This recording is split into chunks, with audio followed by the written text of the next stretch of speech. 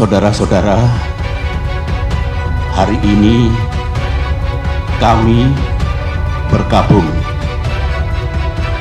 Partai Demokrat bergabung.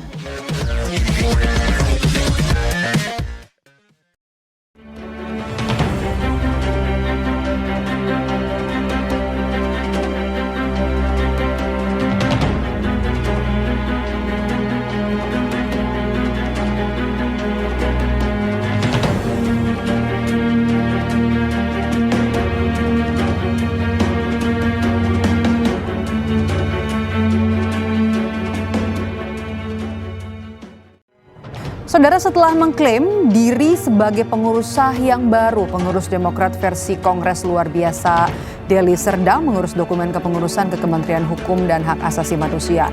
Dan pemerintah menyatakan tidak akan ikut campur urusan siapa yang sah memegang Partai Demokrat. Agus Harimurti Yudhoyono atau Kepala Staf Kepresidenan Muldoko yang jadi Ketua Umum Demokrat dari hasil KLB Deli Serdang. Partai Demokrat menimbang dan seterusnya, mengingat dan seterusnya, memperhatikan, memutuskan, menetapkan pertama dari calon yang kedua tersebut atas voting berdiri, maka Pak Muldoko ditetapkan menjadi Ketua Umum Partai Demokrat periode 2021-2025. Menggunakan jaket Demokrat yang tidak menjadi haknya, kemudian menyuarakan bahwa merekalah yang memiliki otoritas sekarang. Saya tidak bisa masuk di akal sehat, tetapi itulah mereka. Saya juga sangat menghargai perbedaan pendapat yang terjadi dalam KLB ini.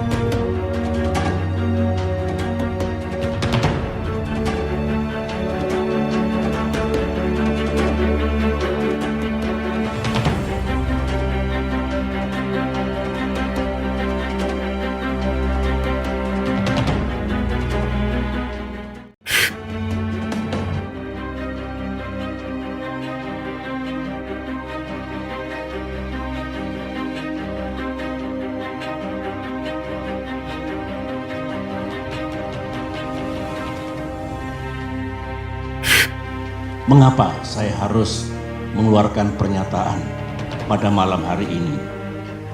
Karena sesuai dengan AD dan ART Partai Demokrat tahun 2020 yang telah disahkan oleh negara dan pemerintah melalui Kemenkumham, Kongres Luar Biasa atau KLB sebenarnya lebih menjadi domain Majelis Tinggi Partai, bukan domain ataupun kewenangan Ketua Umum Partai Demokrat.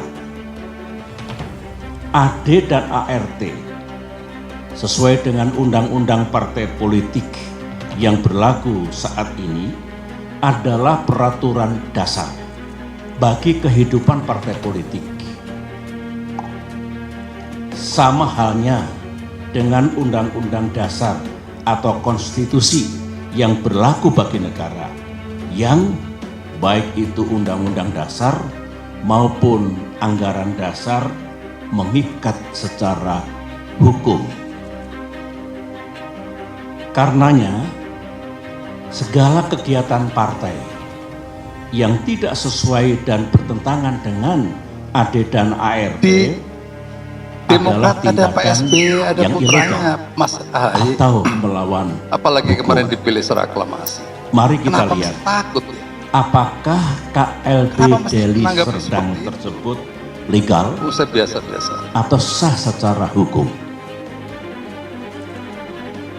Menurut AD dan ART Partai Demokrat pasal 81 ayat 4 disebutkan bahwa Kongres Luar Biasa dapat diadakan atas permintaan A. Majelis Tinggi Partai, atau B. sekurang-kurangnya 2/3 dari jumlah Dewan Pimpinan Daerah dan 1/2 dari jumlah Dewan Pimpinan Cabang serta disetujui oleh Ketua Majelis Tinggi Partai.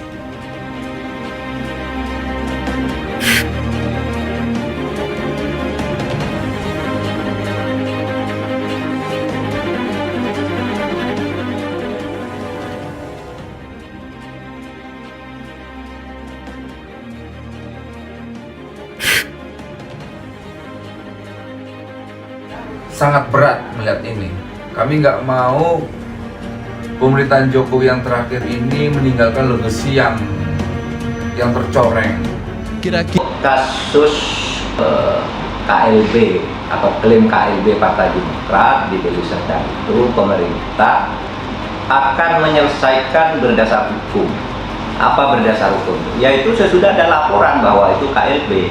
Sampai dengan saat ini pemerintah tidak menganggap, setidak-tidaknya secara hukum tidak tahu ada KLB atau tidak secara hukum ya, meskipun telinga kita mendengar, mata melihat, tapi secara hukum kita tidak bisa mengatakan itu KLB sebelum dilaporkan secara resmi hasilnya kepada pemerintah.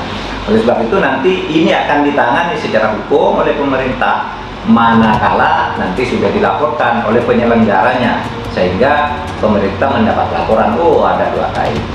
Nah, sekarang dasar penyelesaiannya apa? Saya ingin mengatakan dasar penyelesaiannya adalah peraturan perundang-undangan. Pertama, berdasar Undang-Undang Partai Politik. Yang kedua, berdasar ADART yang diserahkan terakhir atau yang berlaku pada saat sekarang ini. Nah, bagi pemerintah ADART yang terakhir itu adalah ADART yang diserahkan tahun 2020.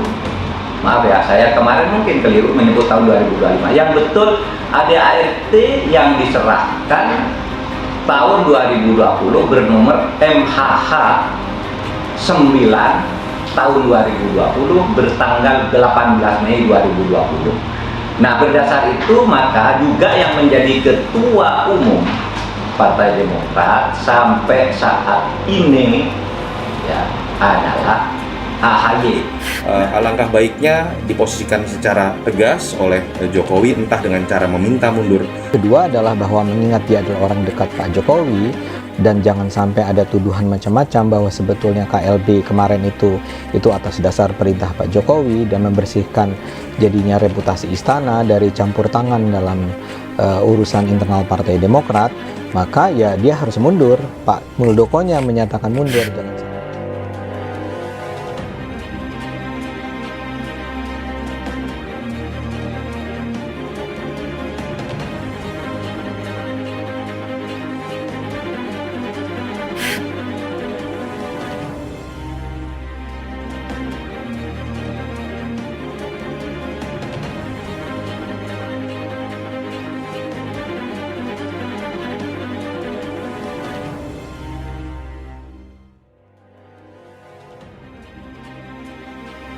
Sebagai orang tua di partai ini,